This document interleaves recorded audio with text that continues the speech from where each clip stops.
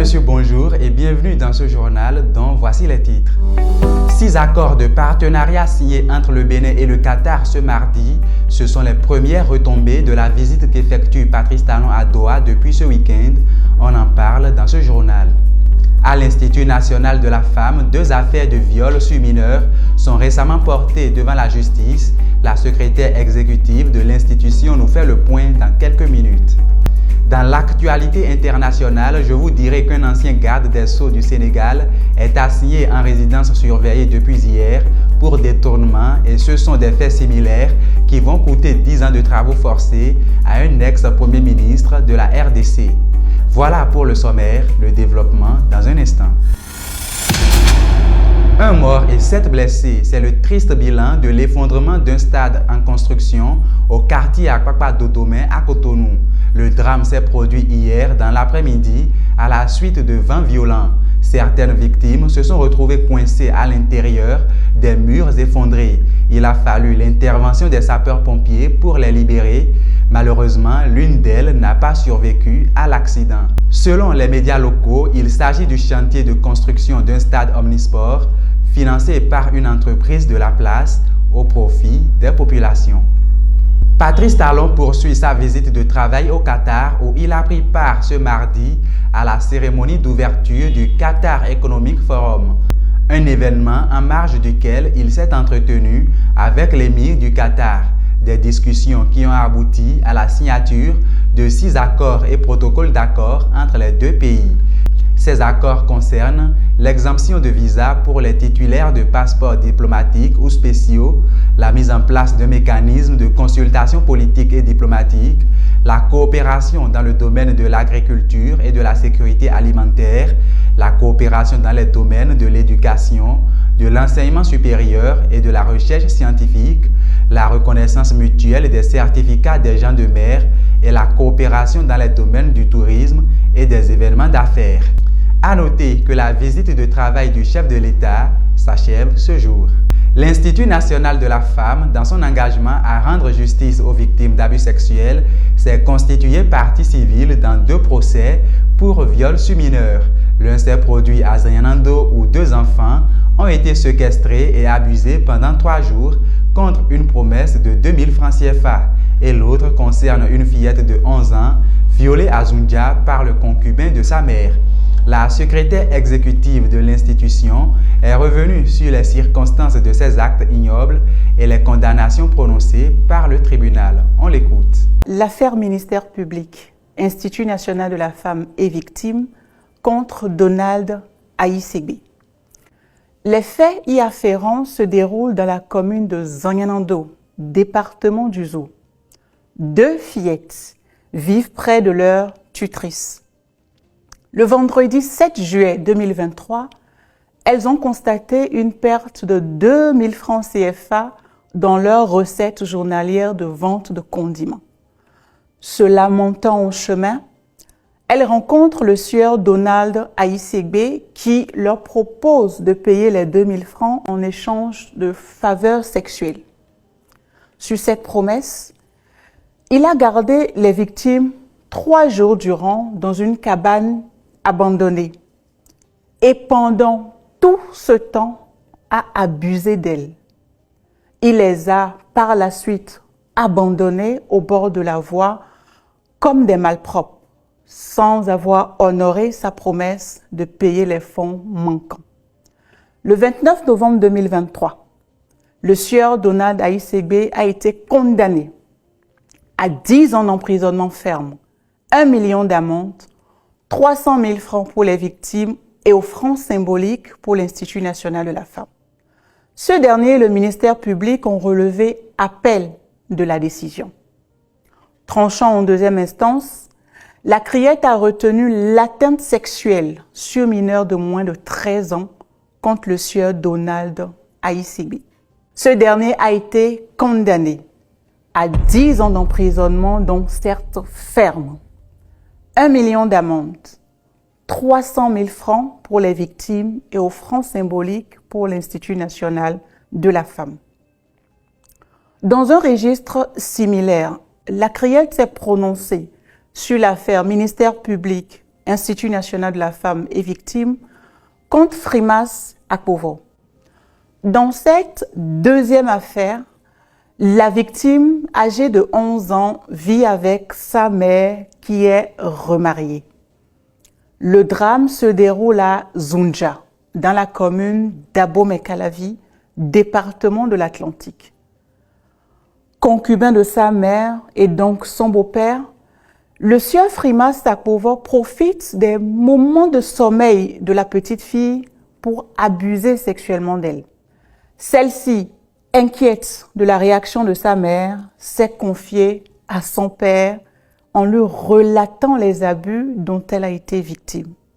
Le 19 juin 2024, le sieur Frimas Akpovo a été condamné pour atteinte sexuelle sur mineur de moins de 13 ans, à 10 ans d'emprisonnement ferme, 1 million d'amende pour la victime et aux francs symboliques pour l'Institut national de la femme. En appel, la condamnation à 10 ans de prison ferme a été purement et simplement confirmée. Pour les mères célibataires, que prévoit la loi en cas de non-paiement de la pension alimentaire par le père de leur enfant? Nous écoutons la responsable du pôle des affaires juridiques de l'Institut national de la femme qui répond à la question. La loi la traite de deux manières. Vous pouvez choisir de la traiter sur le plan pénal ou alors sur le plan civil. Et bien sur le plan civil, vous allez saisir par requête le tribunal compétent qui est celui du domicile de l'enfant prioritairement, ensuite celui de la partie adverse que vous entendez à traire devant les juridictions. Vous rédigez votre requête, vous l'accompagnez d'une copie de l'acte de naissance de l'enfant et dans cette requête-là, eh bien, vous allez expliquer au tribunal que vous avez eu un enfant à telle date, un enfant qui est toujours à charge, votre partenaire ou l'autre parent de l'enfant s'appelle tant, à telle profession. Eh bien, il est important de préciser la profession parce que c'est en fonction de ça que le juge va fixer une pension alimentaire, vous donner toutes les précisions et surtout les difficultés que vous rencontrez à faire participer l'autre aux charges de cet enfant-là.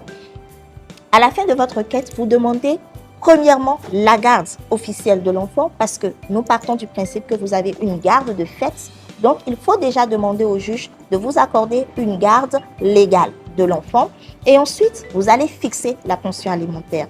Pour fixer la pension alimentaire, il faut tenir compte de tout ce que vous dépensez par mois dans l'éducation, dans la gestion des enfants. Qu'il s'agisse de son goûter, de son petit déjeuner, des frais de déplacement, le maître d'études.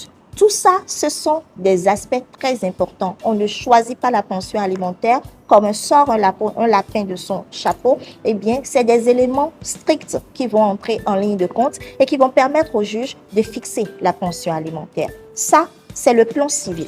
Eh bien, sur le plan pénal, ça va être analysé sous la forme de la privation de soins et d'aliments. Et là, il vous faudra déposer plainte, soit au commissariat, soit auprès du procureur de la République qui va transmettre cette plainte-là au commissariat pour traitement. Dans un premier temps, le procureur de la République va vous entendre et va essayer de convaincre l'autre partie de la nécessité pour elle de participer aux charges de l'enfant. Eh bien, s'il s'y refuse, les infractions commises contre les enfants étant de facto supposées ou traitées comme étant des crimes, eh bien, le procureur peut aller jusqu'à une privation de liberté pour privation de soins et d'aliments. Toutefois, la décision du procureur, certes, sera dans le temps, mais elle sera aussi ponctuelle. C'est pour dire quoi? Devant le procureur va lui dire « payez tel montant », faites le suivant, telle périodicité, et la plupart du temps, il va demander au commissariat de faire un suivi. Mais il peut y arriver des difficultés. Vous pouvez vous retrouver avec un parent qui, malgré les instructions du procureur de la République, se refuse à exécuter cette instruction.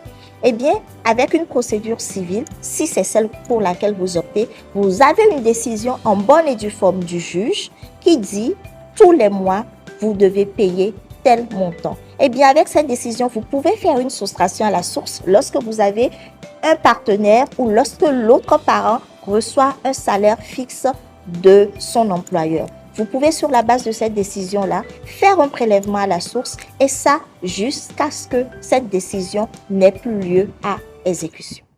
Le ministre de la Culture, Jean-Michel Abimbola, a lancé une nouvelle stratégie nationale de lutte contre la piraterie des œuvres littéraires et artistiques au Bénin.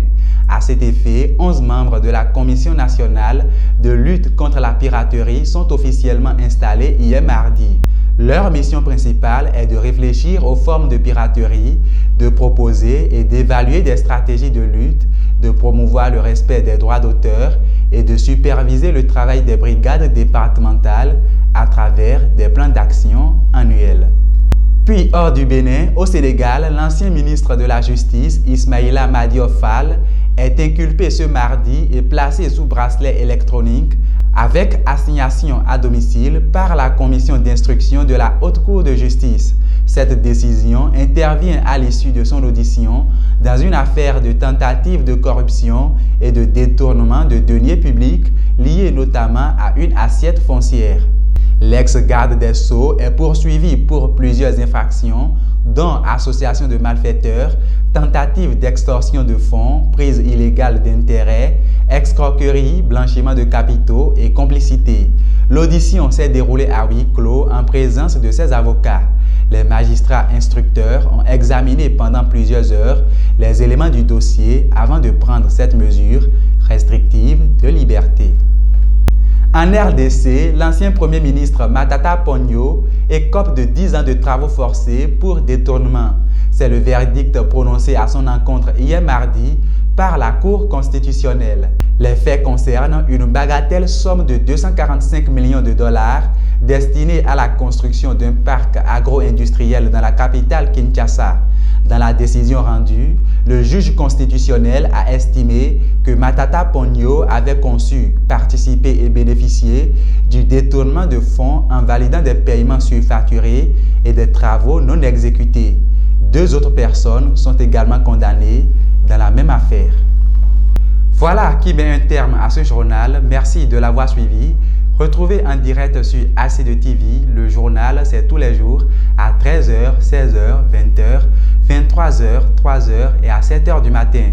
Vous pouvez aussi revoir cette édition sur notre site internet à l'adresse hc2tv.bj et sur l'ensemble de nos canaux digitaux. Demain jeudi, retrouvez Shekina Tadjaro aux commandes du JT. Moi, je vous retrouve très prochainement. Mais d'ici là, portez-vous bien et à très vite.